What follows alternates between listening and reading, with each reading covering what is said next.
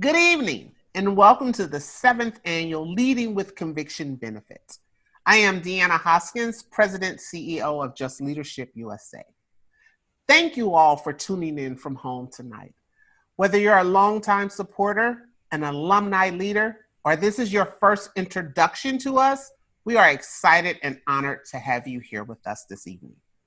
By joining us this evening, you are joining Just Leadership in our critical work to elevate, empower, and educate people directly impacted by the criminal justice system so that they can drive justice reform and create meaningful systemic change. 2020 has been an unprecedented year, both with the global pandemic and the social unrest in this country.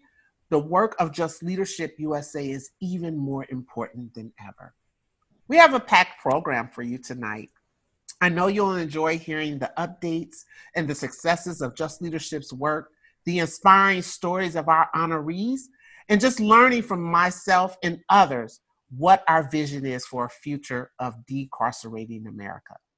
I'll be back later in the program with an actual conversation with my dear friend, Ana Oliveira. But now I would like to introduce you to the Master of Ceremony, Ashish Rashid.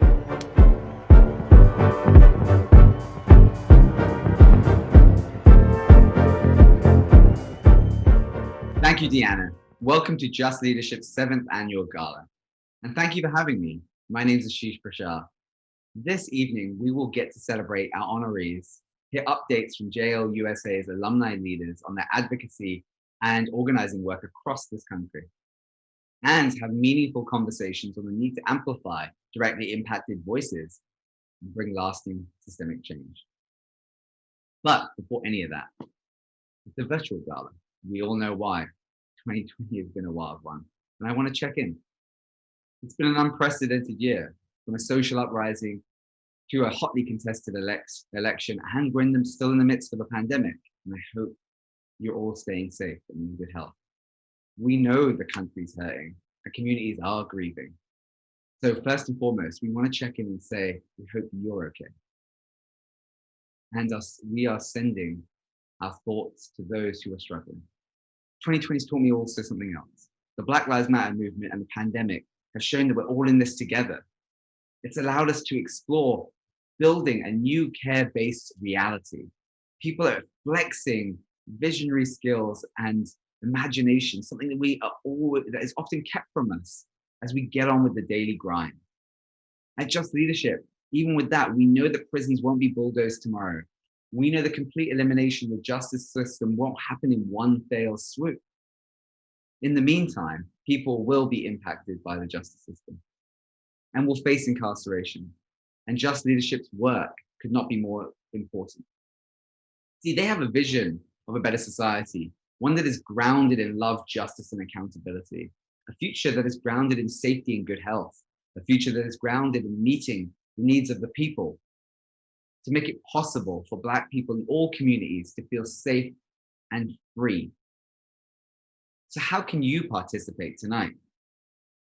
First of all, you can post on social media. You can use the hashtag LWC2020.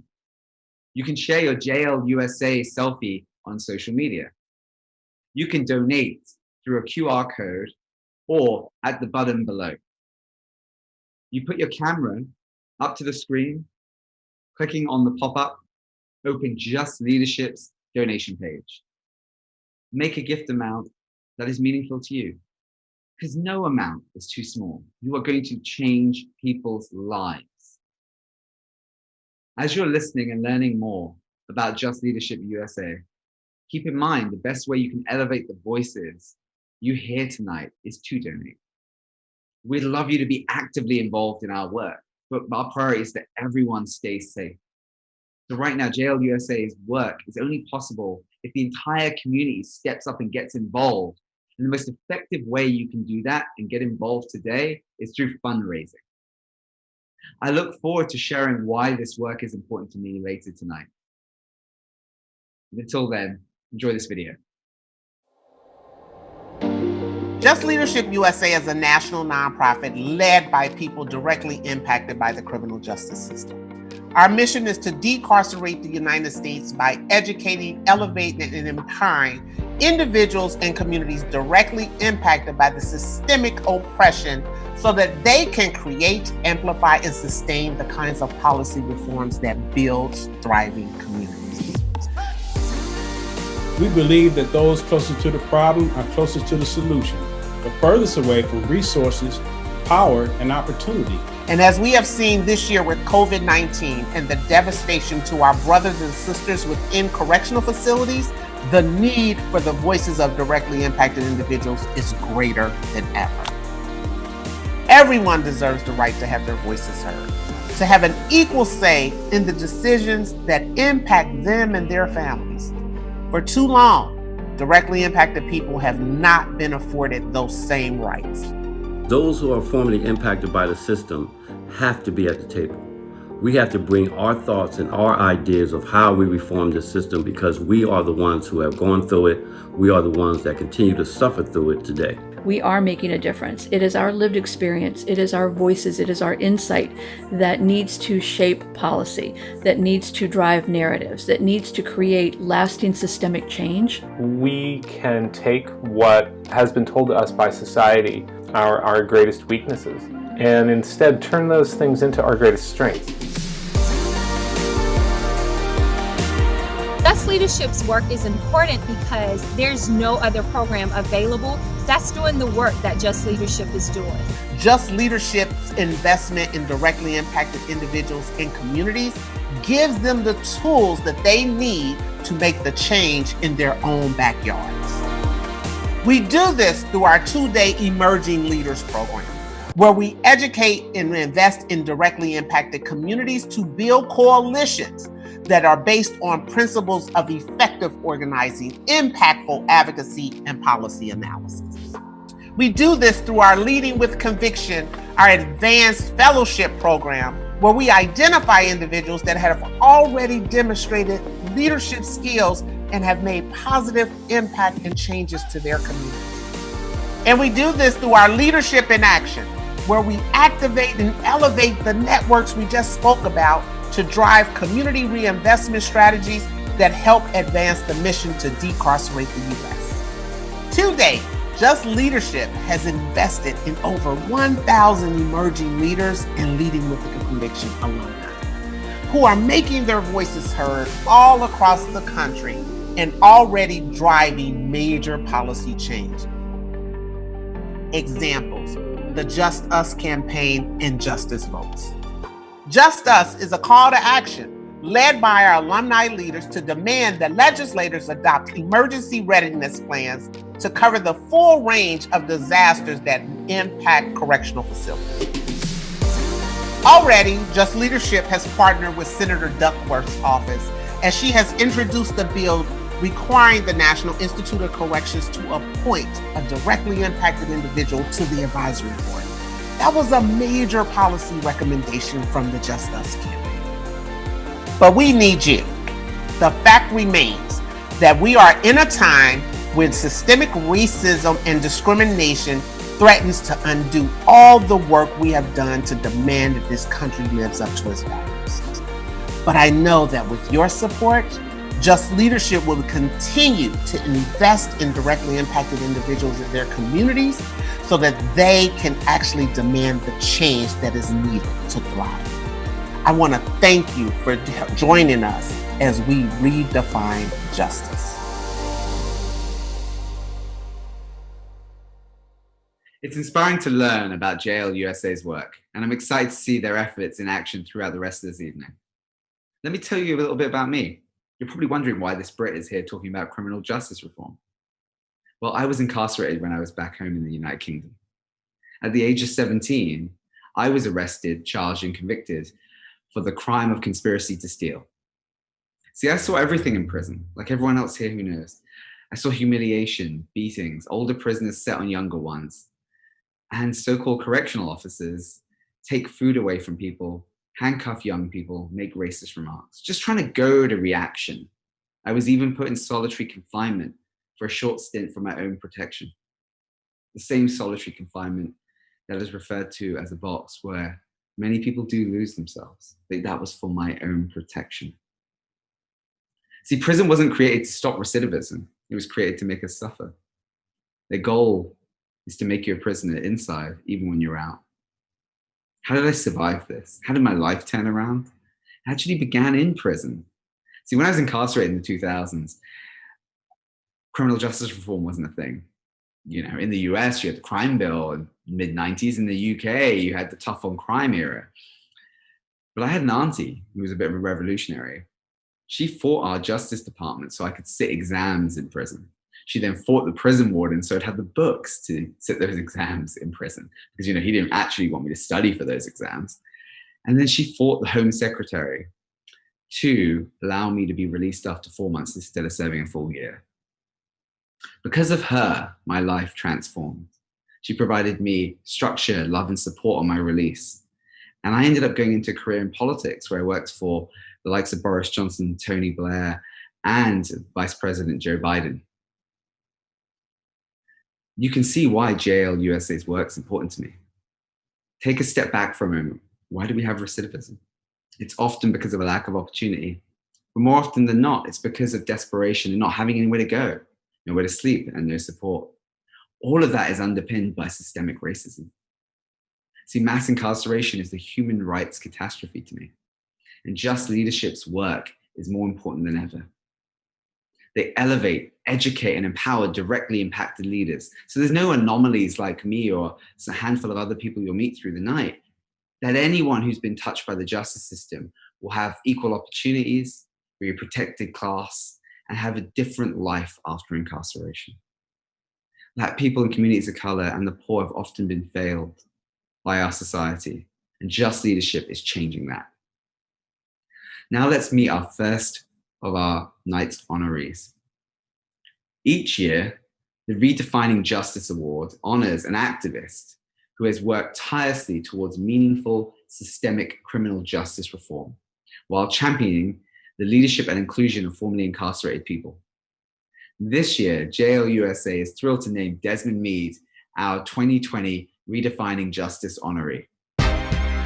Desmond is a formerly homeless returning citizen who overcame many obstacles and to eventually become the president of the Florida Rights Restoration Coalition. Chair of the Floridians for Fair Democracy, a graduate of Florida International University College of Law, a Ford Global Fellow, and a published author of Let My People Vote. He was also recognized by Time magazine as one of the 100 most influential people in the world in 2019.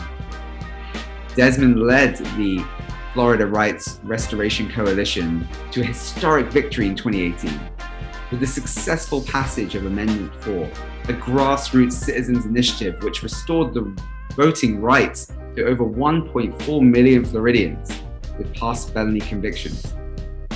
Named Floridian and Central Floridian of the year 2019, Desmond presently leads efforts to empower and civically re-engage local communities across the state and to reshape local, state, and national criminal justice policies. Please join me in welcoming and congratulating Desmond Meade.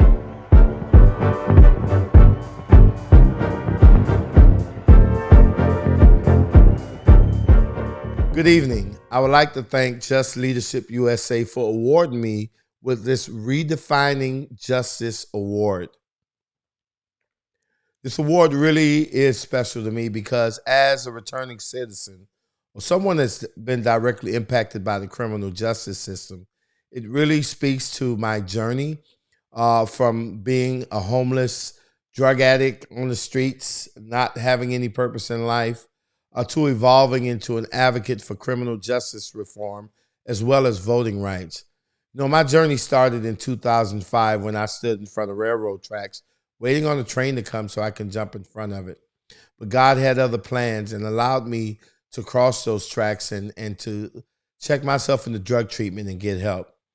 And after completing drug treatment, I moved into a homeless shelter and eventually enrolled in school. And while I was going through college and earning degrees, I was deeply engaged in advocacy work, which led me to the Florida Rights Restoration Coalition and founding it in 2011. Through our work with Florida Rights Restoration Coalition, We've been able to lead the Great Amendment 4 efforts that re-enfranchised 1.4 million Floridians in Florida. And in that process, really advocate strongly for people with previous felony convictions in such a way that allowed people from all walks of life and all political persuasions to actually support the cause and actually benefit from how we improve the treatment of people with previous felony convictions. I'm going to tell you that Amendment 4 victory was probably the greatest campaign ever ran in the state of Florida. And it wasn't by chance that there was someone who was directly impacted at the helm. You know, even looking this year, we've seen that we've had a string of victories from our Amendment 4 victory in Florida to the Amendment 2 victory in Louisiana to our recent Prop 17 victory in California, right? All those victories had one thing in common, and it was that it was someone who experienced the pain, who went through the trauma, was at the helm, was in charge of developing the strategies, right? And really was the driving force behind these momentous wins. And that speaks to the importance of Just Leadership USA, because Just Leadership USA really concentrates on how to develop leaders of people who've been directly impacted by the criminal justice system. And through your various programs, you've done an amazing job in taking people who may have experienced trauma and may not have necessarily been perfectly situated in their respective states or even within an organization, but to develop them as leaders so they can lead organizations, they can lead campaigns, and come out with these great wins that we're seeing. And so once again, I am extremely honored to be recognized by an organization that's doing extremely honorable work in working with people like me to develop people like me to be the leaders that we are today and to make the changes or to have an impact in our communities, in this state, and in this world. And so thank you once again. And I am extremely honored to receive this award. And I promise you it's going in a place of honor where everyone can see it. Thank you once again. Thank you, Desmond. Each year, the Leading with Conviction Award recognizes leaders from across the country who have been directly impacted by the criminal justice system. The award honors recipients for their commitment to social justice, criminal justice reform, and building the capacity for others to lead. This year, JLUSA is thrilled to name Keturah Heron our 2020 Leading with Conviction honoree. Keturah J. Heron, born and raised in Kentucky, is a social justice advocate and change agent with over 15 years experience working with youth and families involved in social service and the criminal justice systems. A policy strategist at the American Civil Liberties Union of Kentucky, Keturah builds culturally responsive curriculums for justice-involved youth that integrates trauma-informed healing and leadership development. This year, Keturah led the cry to successfully eliminate no-knock warrants in Louisville, Kentucky, that led to the shooting and death of Breonna Taylor. Her organizing and efforts led to the successful passage of Breonna's Law, a legislative ban on no-knock warrants, which she hopes now to push at a state level. Keturah has also led organizing efforts to protect the voting rights of previously incarcerated individuals in Kentucky. After the governor restored the right to vote for over 175,000 people with felony convictions, Keturah, a Just Leadership USA alumni leader, with the support of JLUSA's team, led a Kentucky voter education and engagement project to engage and educate newly re-enfranchised Kentuckians, specifically in Louisville and Lexington, and other marginalized communities, ensuring that these citizens can exercise their right to vote. Please join me in welcoming and congratulating Keturah Heron.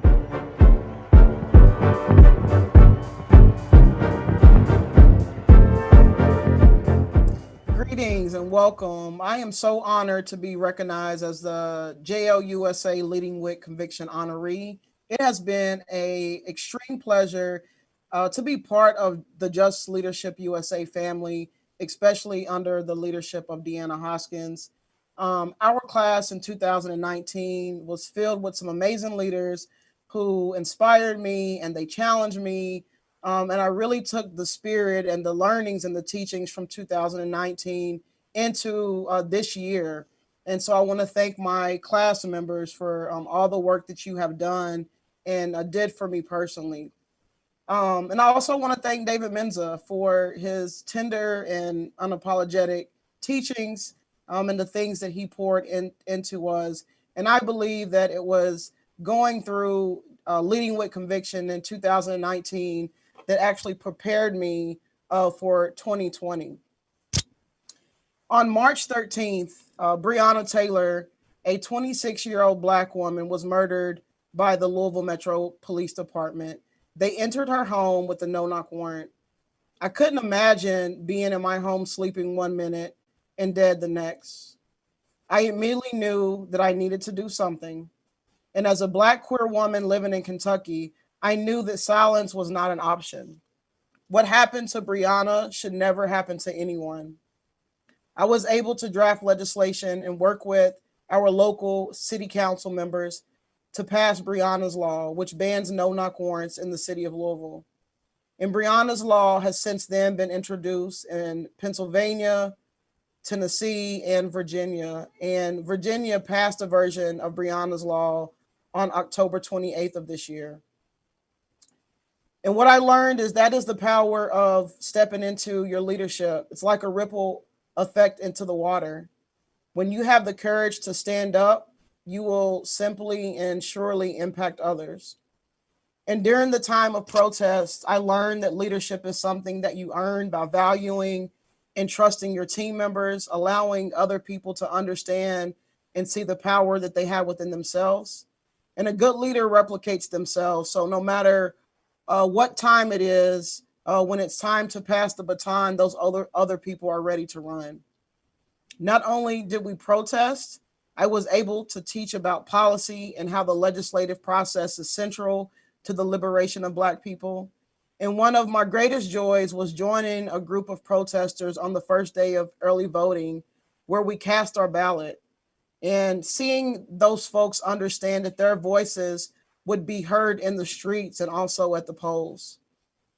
During a year of a global pandemic and racial uprising, I have learned that leaders lead. I have learned that leadership takes faith and it takes a lot of courage. And I have learned that even if I'm afraid, that it is okay for me to be afraid. But what is important is that I lead with conviction. And as Audre Lorde said, when I dare to be powerful, to use my strength in service of my vision, then it becomes less and less important whether I'm afraid. I am committed to stand in my power, to own my truth, and to use my life in service to others. There is a fierce urgency for now for everyday people like you and me to step up and lead. As we continue the fight for justice, we know the work continues today and tomorrow. And as a JLUSA leader, I stand ready and prepared for the fight. Thank you.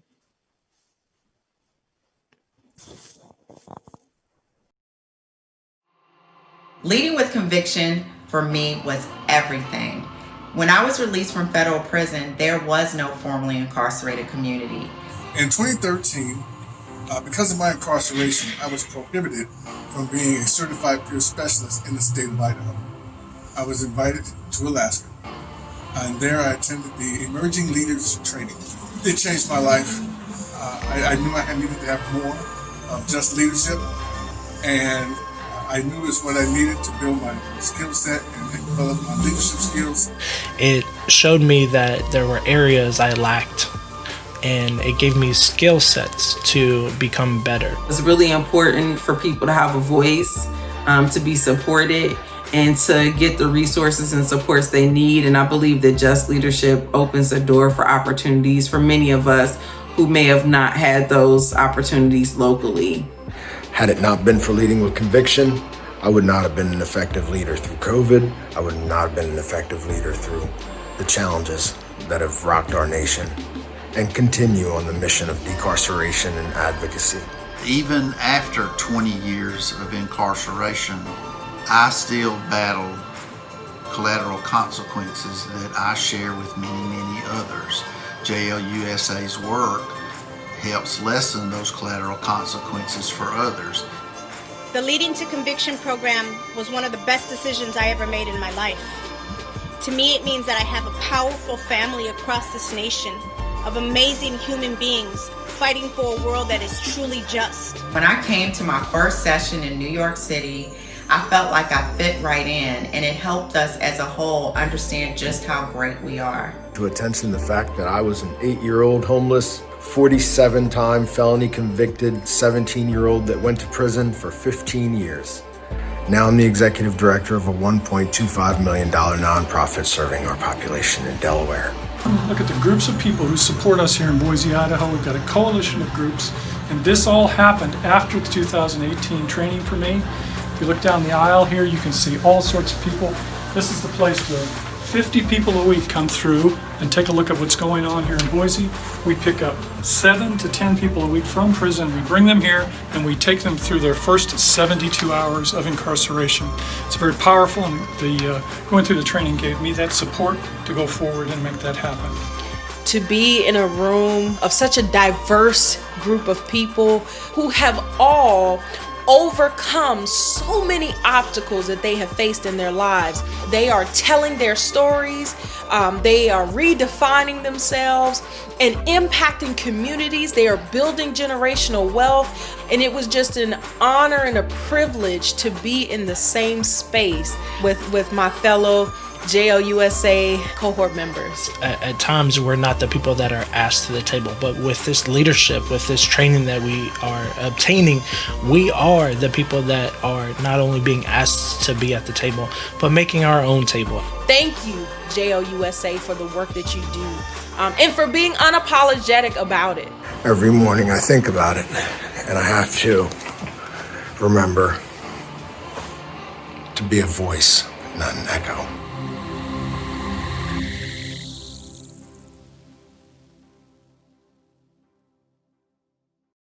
Just Leadership USA believes that the people closest to the problem are closest to the solution, but farthest from resources and power. These values have fueled our leadership development programs, which since 2014 have benefited over 1,000 leaders directly impacted by the criminal justice system. But we are nowhere near finished. In 2020, JLUSA is proud to launch JLUSA Engage, the premier social media platform for individuals impacted by the criminal justice system. Engage will provide members with the training tools needed to fuel advocacy efforts, leadership development resources for those currently or recently incarcerated, and a forum for leaders to connect with their peers, learn from the JLUSA Alumni Network, and collaborate on reforms that build healthy communities. By putting resources, community, and connection all on one online platform, thousands more directly impacted people will have access to the resources they need to drive meaningful change. Join us on the JLUSA Engage platform today as we work together to redefine justice. It's so inspiring to learn more about the transformative work Just Leadership alumni leaders are driving throughout the country. It's also exciting to get a sneak peek of the new Just Leadership Engage platform, which I'm sure will help directly impacted leaders drive even more change through the connections and resources that platform will provide. So if you're inspired, as I am, by the important accomplishments Just Leadership is supporting and facilitating around the country, and want to know how you can help, the answer is simple. I'm asking you to make a donation. This makes all of Just Leadership's training programs and resulting advocacy efforts possible. This important work needs community support and donations to keep driving the meaningful work. So please, I'm going to ask you again, please scan that QR code on the sidebar or click the donate button below to contribute, to be part of the change we all want to see in our community and our country. Next, we have a performance from a talented artist and a committed Just Leadership supporter, Hannah Drake. Hannah is a blogger, activist, public speaker, poet, and author of 10 books, also from Kentucky. Hannah worked alongside our honoree, Keturah Heron, this year to demand action through Breonna's Law, the ordinance banning police use of no-knock warrants. Please join me in welcoming Hannah.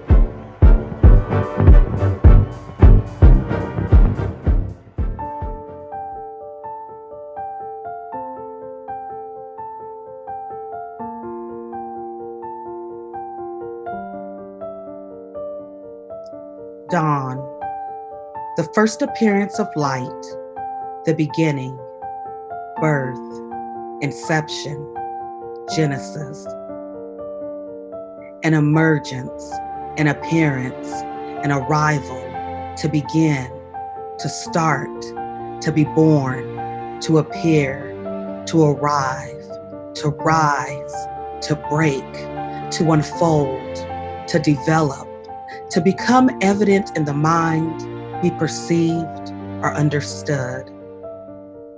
Every day that we awake, it is a new dawn, a chance to start over, to begin again, to birth something new. Every day that we awake, it is a day to show patience, to love, to offer forgiveness, to understand. Every day that we awake, it is a day to try, to heal, to lose ourselves, to find ourselves, to dream, to dance, to believe, to show compassion, to give, to say I'm sorry, to breathe, to exhale, to take it all in and dare to take a chance. What is your dawn? And what is your new day? What awaits you on the horizon of change? You see, hope begins in the dark. It is the stubborn hope that if you just show up and try to do the right thing, then the dawn will come. So you wait and you watch and you work and you don't give up. You are leaders, so lead with conviction. Tell your story. And when you tell your story, don't be afraid. Because what could we be if we weren't afraid? And what could we become if we loved? If we embraced our differences? If we celebrated our uniqueness? If we chose to disregard our fear and love anyways? Who could we be? And what could we accomplish? How high could we soar? Didn't you ever dream of flying? If you take my hand, then together we can. Nothing would be impossible if we stood together. A new day awaits us, and all we have to do is rise and greet the dawn.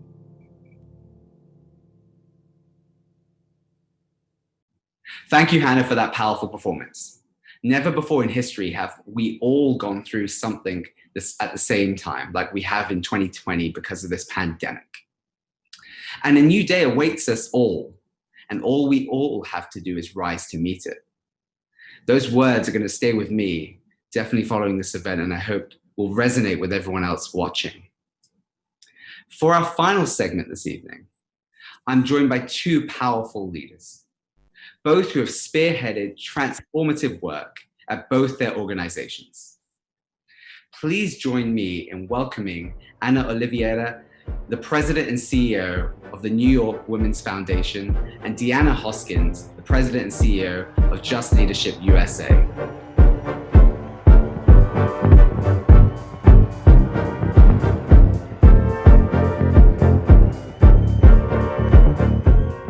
Thank you, Ash, and welcome, Anna. This conversation is very important because it's an opportunity for us to talk about how nonprofits and philanthropic foundations can partner to achieve lasting change. First and foremost, I just want to thank you and the New York Women's Foundation for supporting Just Leadership and my leadership over the past few years. New York Women's Foundation promotes economic, gender, and racial justice by boldly investing in community solutions and leaders. So I thank you. I'm also grateful to have you. I'm sorry. The thank you is from us. The thank you is from us. The thank you is for the opportunity to be able to support leadership like yours and work like Just Leadership.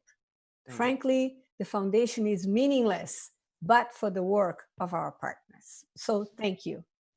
And I'm glad to be honored to be in partnership with you guys.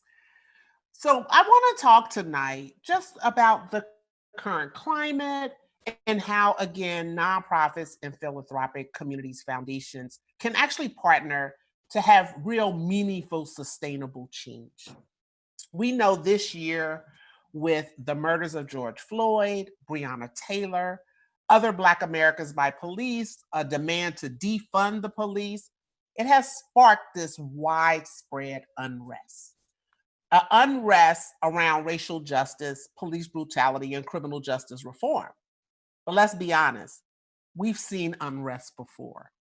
And how do we, as nonprofits and philanthropic, focus in this pivotal moment to say we don't want a repeat of unrest 20 years ago where we get minimum solutions and go quiet for 20 years. We want bold demands that actually provide bold change. How do you see that from a philanthropic perspective? So, following the idea that the meaningful role of philanthropy is really given by the work of those who we partner with, we think that philanthropy has had an awakening a little bit with what I believe is a very needed, healthy, and important uprising. And for us at the foundation, we tend to follow, we will follow your leadership. We will follow the leadership of other movement leaders. Our role is to have an added value in supporting your vision, in supporting your actions. So philanthropy, we believe, when it's at its best, follows that. So here we have an unrest. Philanthropy has the ability to direct capital. Philanthropy has the ability to simplify funding. Philanthropy has the ability to deploy capital in fast manners, in urgent manners. It has the ability to do what government can't do. It has a nimbleness. And, those are the good qualities of philanthropy. One of the challenges is the issue of accountability. So that, we need to use that flexibility that we have, let me say, to do the right thing. And the right thing at the moment is for philanthropy to look at itself and the same issues of racial inequality, of gender inequality that exist in the world. We have to be very reflective and action-oriented in not replicating that. Mm-hmm. So when we see the uprising and we see, the moment in which the assassinations happen, then we see a movement in response to that. The challenge, as you said, is how do we, in philanthropy, support that and support, I'm going to say, meaningful policy change that has to become institutionalized. And in addition to the policy change, the implementation of change.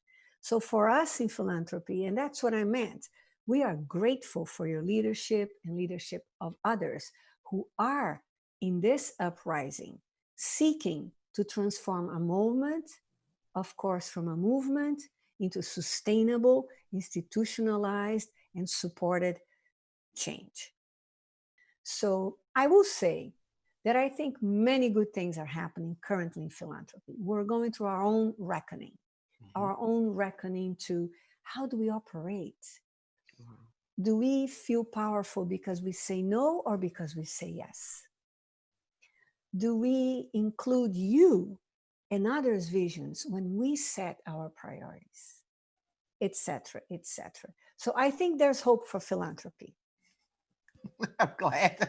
We're glad to see that.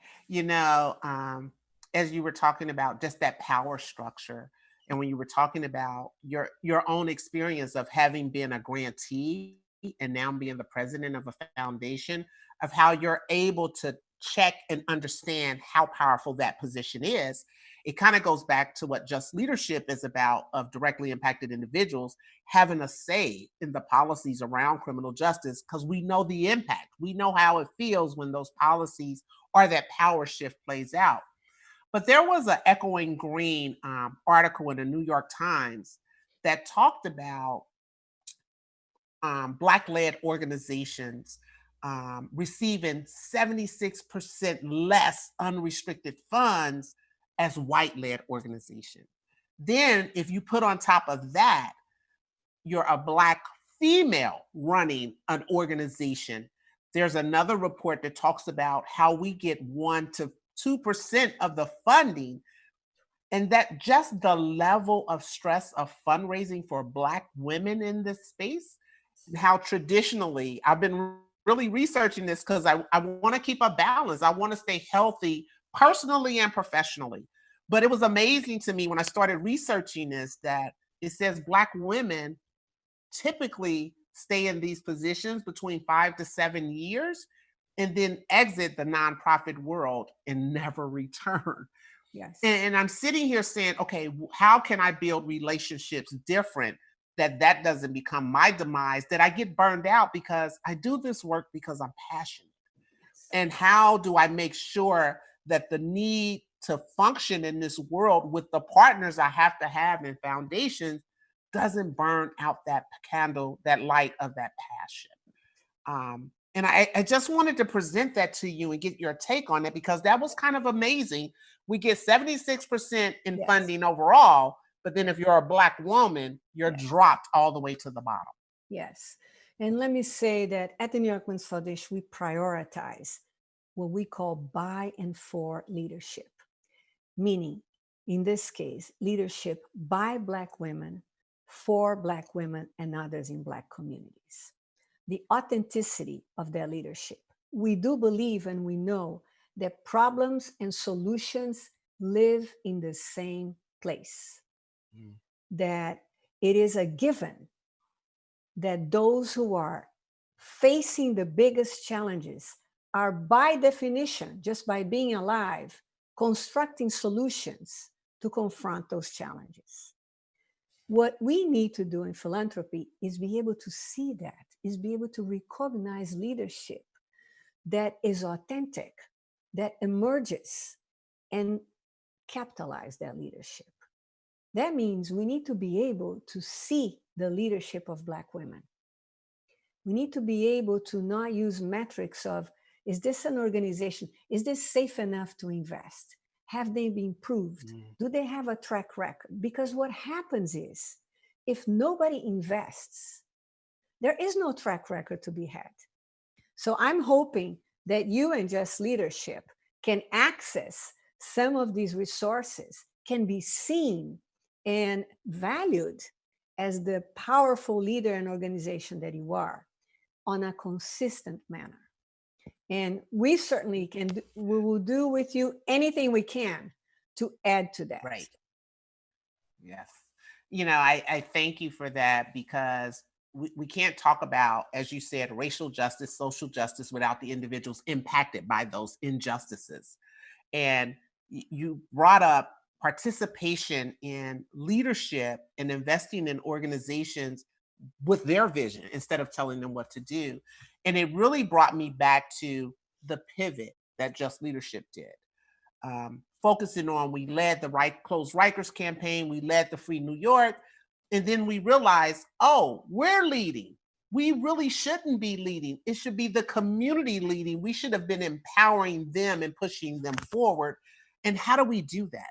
How do we own that it's ending solitary confinement now, it's COVID-19, that they own it because they have the tools and resources necessary to demand the change that they want to see in their communities? And my biggest thing to directly impact the communities and people is nonprofits come and go.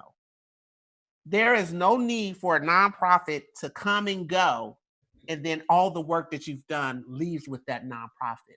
That work, that power, that elevation lives with you. And that's what Just Leadership wants to be to the community.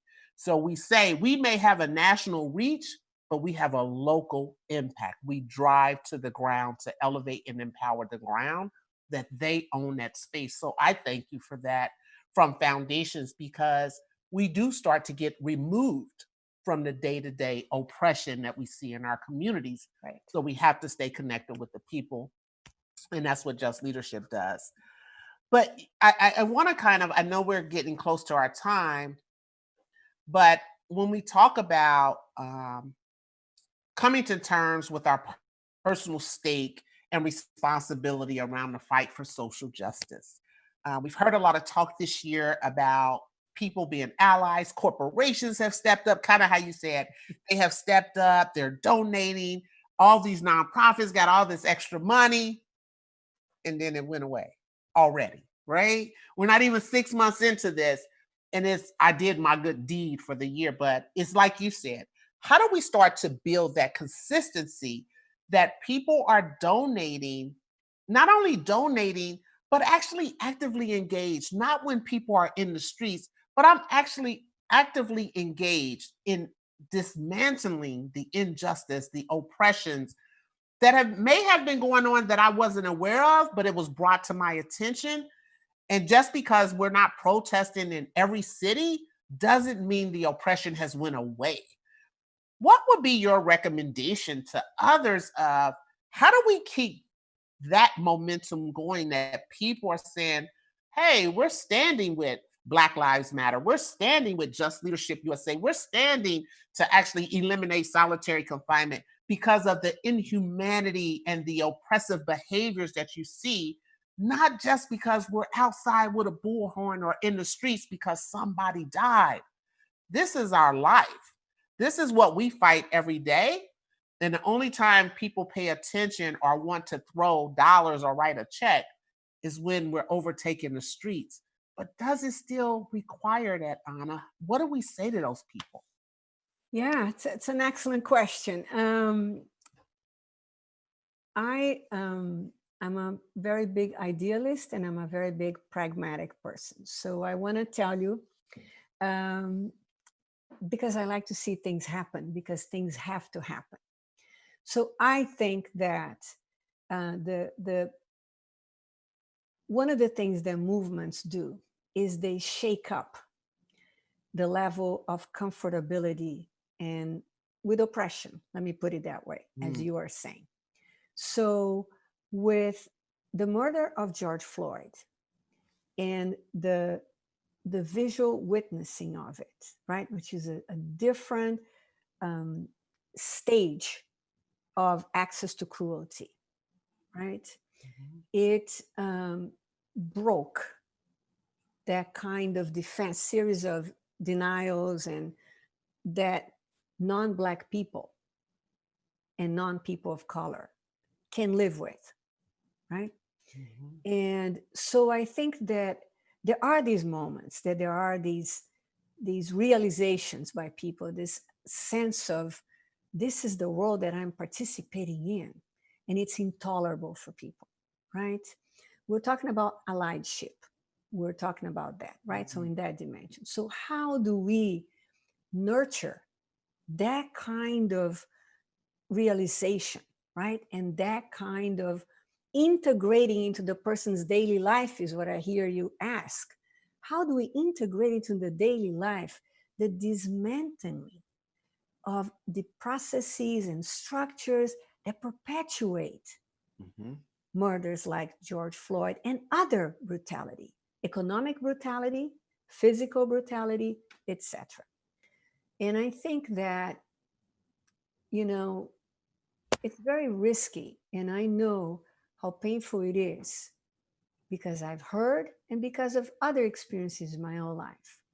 When you have allies in a movement, you have allies in an uprising, but allies can go back to not being in the uprising, right? And the abandonment of those who can never afford to go back because they are the very uprising, right? They are the very reason. So I would say that the generosity that has been afforded to all the allies. Needs to also be generosity to self. So to remember that it's going to take time, and it does take time, that allies are very important, but that most important are those who are by and for, you know? So I want to say that in generosity to you, in appreciation to your generosity and in your heart and your mind. Thank you. And it, you know, it's great to have you as an ally. It'll be an ally partnership with the New York Women's Foundation, but also making sure that we talk to other people about being specific of being a consistent donor to organizations that are working on dismantling the carceral system, eliminating racial and discriminatory practices. But we all need a microphone. Everyone knows someone who needs a microphone, that needs their voice to be heard. And one of the biggest things that Just Leadership focuses on is creating that space that the leadership within individuals can step up and actually speak to the issues that are at hand. So what can allies do? We can do many things. We can confront racism when we see it. We can name it, we can witness, and we can stop it. We can choose what we do every day. We can choose what we spend our monies. We can spend our monies in by and for Black businesses. We can spend our monies in our communities so that businesses owned in our communities are strong and our communities get more capital. And we can be a philanthropist. None of us needs to be a millionaire to be a philanthropist. Being a philanthropist means I choose to support the leadership of Diana, Just Leadership, and others. But it means I know that I am making an intentional difference. I am choosing to take some of my resources and share them so that the transformation that Just Leadership is up to actually gets power. Now you may think, okay, but I am not a millionaire. Does it make a difference if I send a check for $500?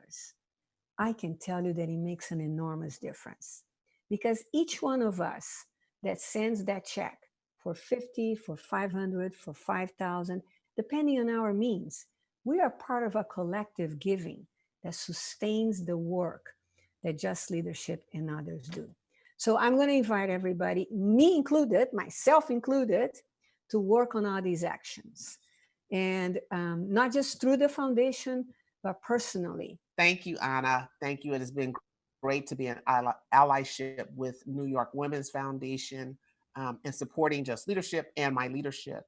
But I want everyone who's listening tonight to ask ourselves, are there other people that we need to invite into these spaces, into these conversations, who can listen and learn from the people closest to the problem, who are actually closest to the solution? What can we do today? We can donate to Just Leadership USA and other organizations, especially organizations led by people of color. And we can actually just get invested and active in our communities at large.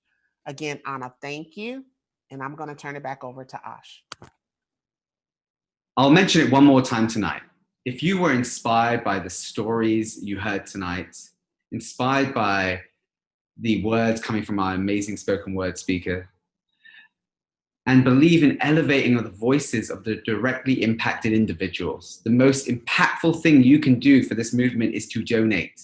Donate right now to Just Leadership USA. Deanna, how would you like to wrap up this evening? Thank you, Ash. Before we leave, we want to know how everyone is feeling.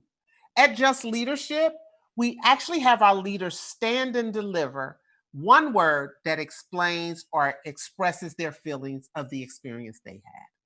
We want to know how you're feeling. So I'm going to ask you all to, in the chat, just put one word of what tonight's program left you feeling. But I also want to ask Anna and Ash to stand and deliver with their one word. Anna? Very hopeful. Ash? I'm going to cheat. Radical imagination. And I'll share mine. I'm rejuvenated. Stand and deliver. Create. If I had to sum it up in one word, create. We are some of the most innovative and creative people on the planet. Create. Now go out there and be great. For me, my stand and deliver word is empowerment. I was able to see so much empowerment within myself to where I'm just happy to have been a part of Just Leadership USA. My Leading with Conviction experience was uplifting and enlightening. Just Leadership is about empowering us through collective leadership. And stand and deliver one word or phrase, alchemy. If there's a phrase that I can use that says how the cohort changed my life or impacted my life, it would be, I'm a better change agent. One word that captures my JLUSA experience is empowered. I feel empowered to be a stronger advocate going forward. Ask me again next year, my answer may be different, but this has been a year of pivot, and I think that Just Leadership, and certainly the cohort members that I am grateful and proud to be a part of, I think that we exemplify leadership during trying times. One word that I would use to describe would be empowerment. For me, that word is how I felt going through the program, and it just stays with me in my journey, in my leadership journey. Transformative power. Onward. The training gave me inspiration and motivation to continue the work of a successful organizer and abolitionist that I am. Empowering. Empowering is the word for me that describes my JLUSA experience. I would not trade it for the world. It has changed and expanded my worldview, and I am all the better leader for it. So thank you, JLUSA. Onward and upward. And I'm with you and I support you, and we are together in this. God bless you. Peace.